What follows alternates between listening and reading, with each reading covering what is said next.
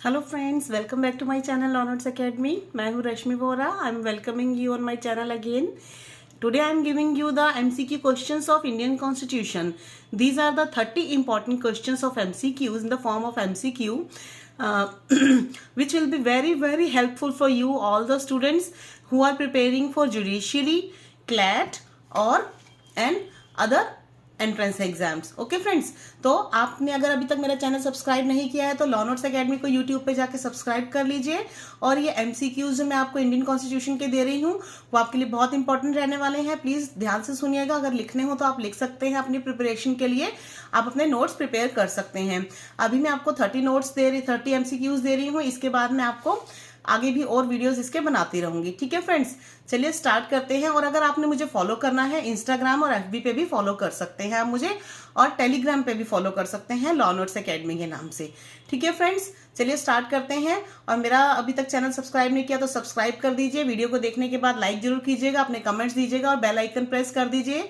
ये bell icon subscribe के साथ में बटन होता है ताकि आपको जो भी नोटिफिकेशन हो मेरे नेक्स्ट वीडियोस की मिलती रहे। चलिए फ्रेंड्स स्टार्ट करते हैं। चलिए, this is the first one question of MCQs on Indian constitution. First question बोलता है, इसमें पूछा गया है the governor of a state, मतलब किसी स्टेट का गवर्नर अपॉइंट किया जाता है, appointed by the president on the advice of. President के थ्रू अपॉइंट किया जाता है गवर्नर, किसके एडवाइस पे किया जाता है? तो इसकी ऑप्शंस है A prime minister, B vice president, C chief minister and D chief justice. किसकी पे किया जाता है, एडवाइस पे किया जाता है फ्रेंड्स? ऑप्शन है आंसर ए, प्राइम मिनिस्टर की एडवाइस पे। मतलब प्राइम मिनिस्टर की अवॉइड पे किस स्टेट का गवर्नर अपॉइंट होगा वो प्रेसिडेंट अपॉइंट करते हैं, लेकिन एडवाइस ली जाती है प्राइम मिनिस्टर से। ठीक है friends, let's move on the question number 2। Second question says the president gives his resignation to the. President अपनी रेजिग्नेशन किसको देते हैं? ऑप्शन से 1 says A chief justice, B parliament, C vice president and D prime minister. किनको देते हैं अपनी resignation? किसको देते हैं? प्रेसिडेंट के बारे में पूछा गया है, ये राष्ट्रपति के बारे में। किसको देते हैं? Answer is C, vice president को। प्रेसिडेंट हमेशा अपना रेजिग्नेशन मतलब अपना त्याग पत्र जो होता है वो वाइस प्रेसिडेंट को देते हैं।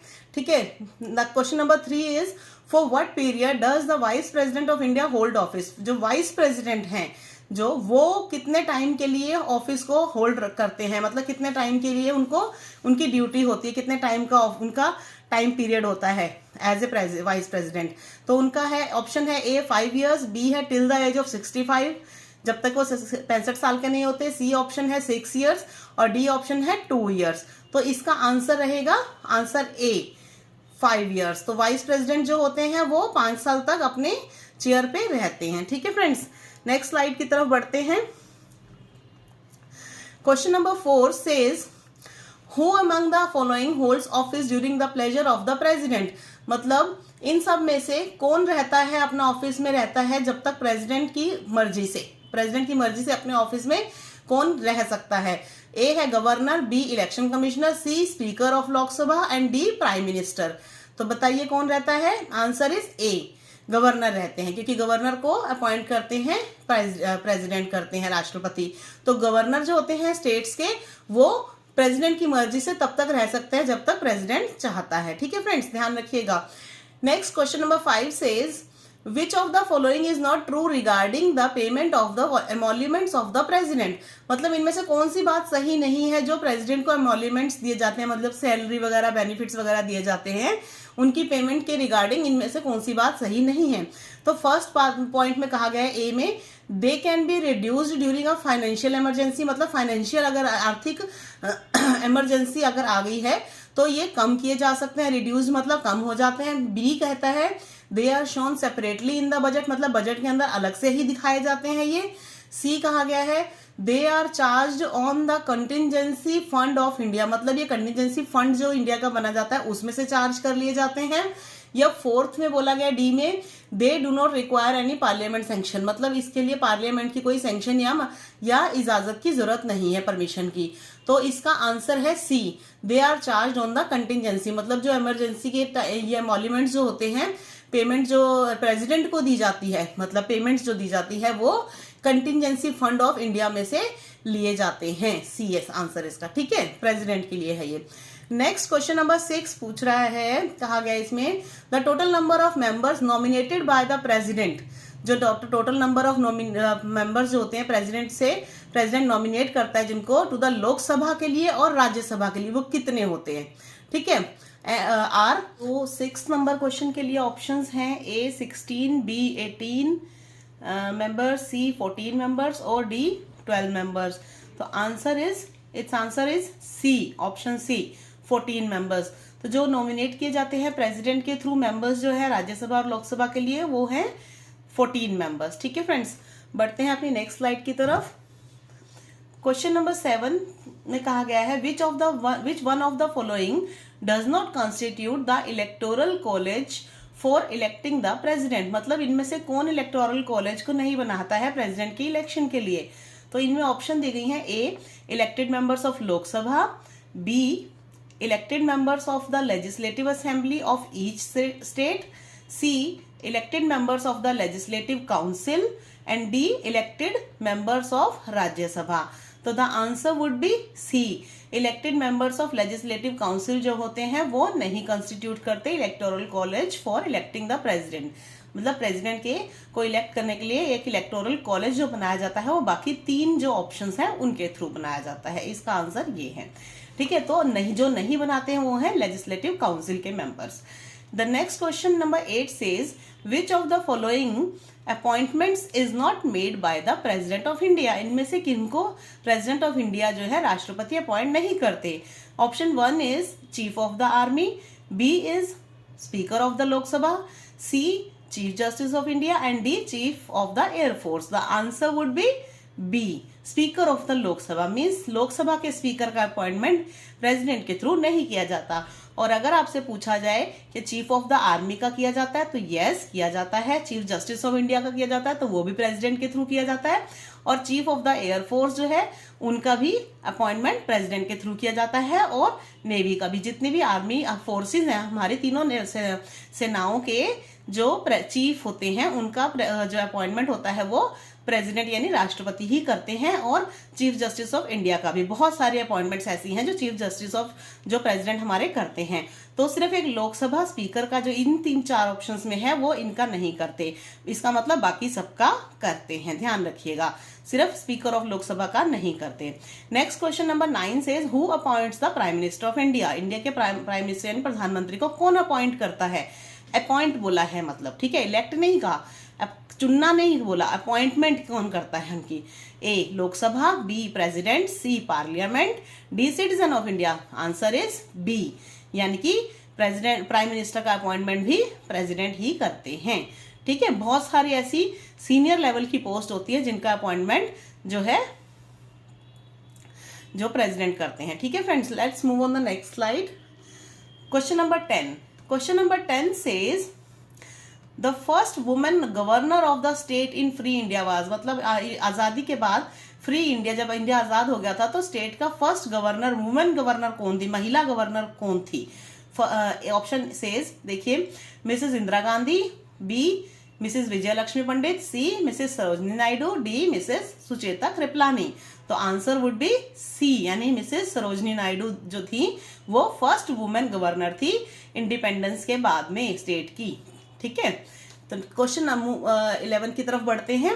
क्वेश्चन नंबर 11 में पूछा गया है minimum age required to contest for presidentship is, मतलब प्रेसिडेंट बनने के लिए मिनिमम एज की क्या रिक्वायरमेंट होती है, कितनी चाहिए होती है। Option A 23 years, option B 21 years, option C 35 years और option D 30 years. The answer would be C 35 year, ज्यादातर में 35 ईयर्स दी गई है, लेकिन प्राइम मिनिस्टर के लिए नहीं है, ध्यान रखिएगा, इतनी आगे बताऊंगी कितनी है। तो प्रेसिडेंट के लिए 35 ईयर्स की एज होनी जरूरी है मिनिमम। क्वेश्चन नंबर 12 की तरफ बढ़ते हैं। The charge of impeachment against the president of India for his removal can be preferred bye, मतलब अगर प्रेसिडेंट को, राष्ट्रपति को आपने हटाना है इम्पीचमेंट के लिए, इम्पीचमेंट होता है कि उन्होंने कुछ गलत कर दिया है, तो ये जो तो उसकी वजह से जो उनको हटाया जाता है उनकी पोस्ट से, तो वो कौन प्रेफर करता है, ठीक है फ्रेंड्स। ये मैं बताती हूँ आपको कौन करते हैं। इनको किया जाता है, एक सेकेंड, किया जाता है? ऑप्शंस हैं A both houses of parliament, B speaker of Lok Sabha and chairman of Rajya Sabha, C Rajya Sabha, D Lok Sabha. इसका आंसर है A both houses of parliament. दोनों हाउसेज पार्लियामेंट के जो हैं वो मिलकर इनका रिमूवल के लिए प्रेफर किए जाते हैं। चलिए बढ़ते हैं अपने नेक्स्ट क्वेश्चन की तरफ। क्वेश्चन नंबर 13 में पूछा गया है the chief minister of a union territory where such a setup exists is appointed by the, मतलब चीफ मिनिस्टर जो यूनियन टेरिटरी है जैसे दिल्ली है उनके चीफ मिनिस्टर हैं जहां पे कुछ ऐसा सेटअप हो जाता है, एग्जिस्ट करता है, इज अपॉइंटेड बाय, कुछ किसके द्वारा अपॉइंट किए जाते हैं? लेफ्टिनेंट गवर्नर के द्वारा, बी मेजोरिटी पार्टी जो लेजिस्लेचर में है उसके द्वारा, सी प्रेसिडेंट के द्वारा, या डी प्राइम मिनिस्टर के द्वारा। तो इसका ऑप्शन है आंसर ए लेफ्टिनेंट गवर्नर के द्वारा। ठीक है ना, प्राइम मिनिस्टर तो जो या प्रेसिडेंट जो होते हैं वो तो सेंट्रल गवर्नमेंट के अंदर आते हैं, तो सेंट्रल वो जो जीत जाते हैं लोकसभा वगैरह के मेंबर्स, जब जिसकी ज्यादा वोटिंग हो जाती है, ठीक है ना, उनके थ्रू होते हैं। लेकिन जो स्टेट है यूनियन टेरिटरी है उसके चीफ मिनिस्टर लेफ्टिनेंट गवर्नर के अंडर ही काम करते हैं, उनका इलेक्शन भी या अपॉइंटमेंट जो होती है वो लेफ्टिनेंट गवर्नर के थ्रू होती है। ठीक है, तो आंसर वुड बी ए।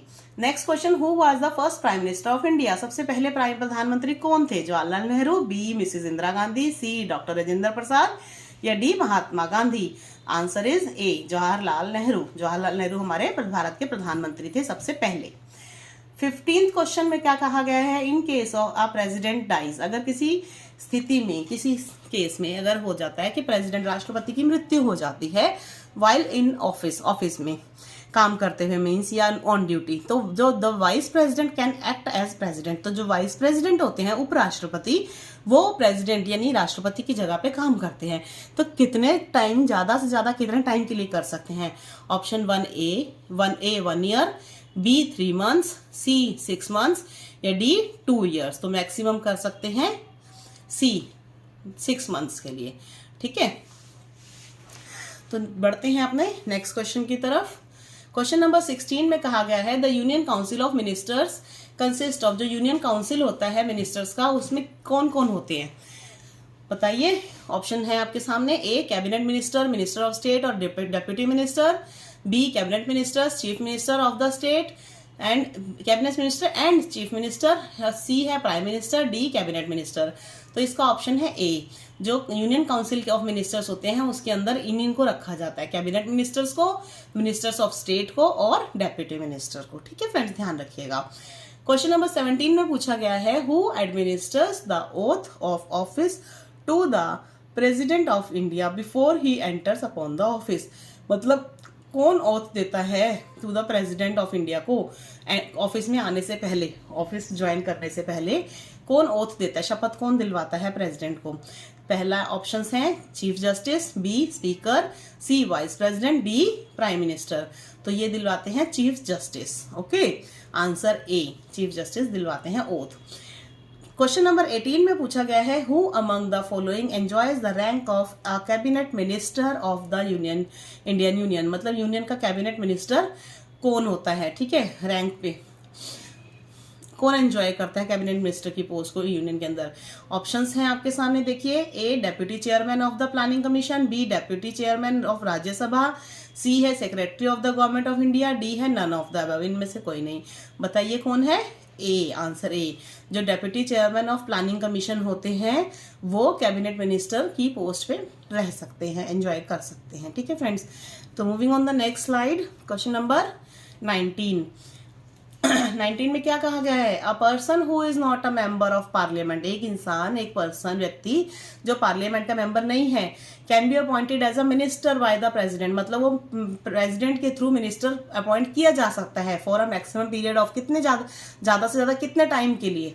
कोई व्यक्ति पार्लियामेंट के अंदर मेंबर ऑफ पार्लियामेंट का जो नहीं है मेंबर, वो प्रेसिडेंट के थ्रू अपॉइंट किया जा सकता है एज ए मिनिस्टर, कितने टाइम के लिए ज्यादा से ज्यादा? आंसर है options A 9 months, B 3 months, C 12 months, D 6 months. कितने टाइम के लिए? आंसर डी 6 मंथ्स, 6 महीने से ज्यादा नहीं किया जा सकता।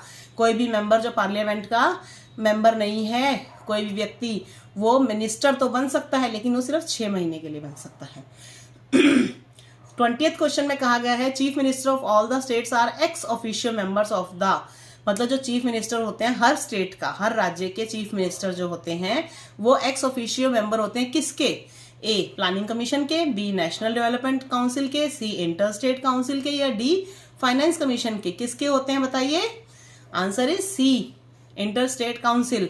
याद रखिएगा, सारे इंपॉर्टेंट क्वेश्चंस हैं, एग्जाम में पूछे जाने वाले, जुडिशरी में भी पूछे जाते हैं, क्लैट में भी पूछे जाते हैं, और वैसे भी कॉन्स्टिट्यूशन के लिए आपको और पॉलिटिक्स के लिए याद रहने चाहिए। ठीक है फ्रेंड्स, आंसर है सी, इंटर स्टेट काउंसिल के जो होते हैं एक्स ऑफिशियो मेंबर्स होते हैं, जो सारे स्टेट के चीफ मिनिस्टर्स।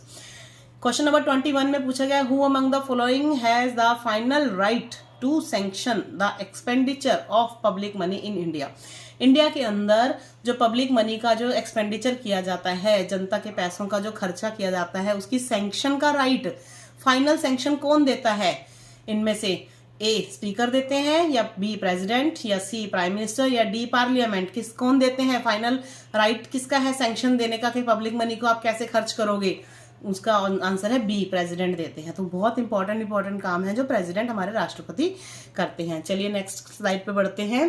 क्वेश्चन नंबर 22 में पूछा गया है, chief minister of a state is responsible to. Chief minister जो किसी राज्य का होता है, मुख्यमंत्री, वो किसके लिए रिस्पॉन्सिबल होता है? उत्तरदायी किसके लिए होता है? ए प्राइम मिनिस्टर के लिए, बी राज्यसभा के लिए, सी लेजिस्लेटिव असेंबली के लिए, या डी गवर्नर के लिए। किसके लिए? सी लेजिस्लेटिव असेंबली के लिए। ठीक है फ्रेंड्स, ध्यान रखिएगा। रिस्पॉन्सिबल तो लेजिस्लेटिव असेंबली के लिए होता है, लेकिन उन्हें रिप्लाई हर बात का गवर्नर को भी करना पड़ता है। ठीक है ना, क्योंकि गवर्नर ही अपॉइंट करते हैं उन्हें। नेक्स्ट है क्वेश्चन नंबर 23 में क्या कहा गया है, who was the member of the Rajya Sabha when first appointed as the prime minister of India. कौन था वो व्यक्ति जो पहले प्राइम मिनिस्टर चुना गया था, तो वो उस समय राज्यसभा का भी मेंबर था।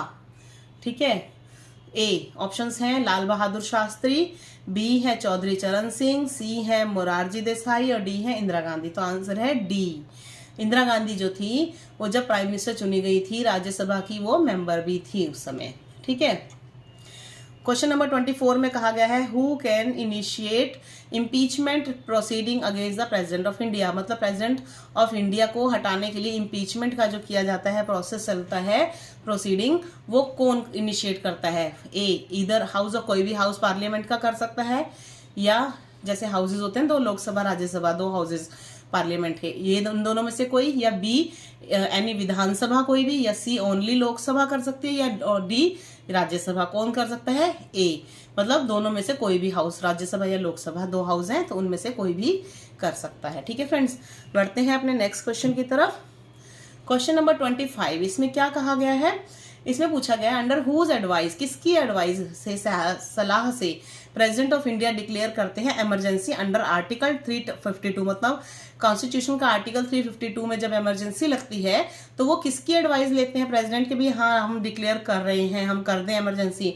इसमें ऑप्शंस हैं आपके सामने, देखिए। ऑप्शन ए है chief minister of all states, मतलब सारे राज्यों के जो होते हैं चीफ मिनिस्टर, मुख्यमंत्री, उनसे सलाह ली जाती है, या बी प्रधानमंत्री से ली जाती है, प्राइम मिनिस्टर, सी कैबिनेट से ली जाती है, डी काउंसिल ऑफ मिनिस्टर से। तो इसमें सी आंसर है, ऑप्शन है सी आंसर, कैबिनेट से सलाह ली जाती है। ठीक है, क्योंकि कैबिनेट मिनिस्टर्स की वैल्यू ज्यादा होती है।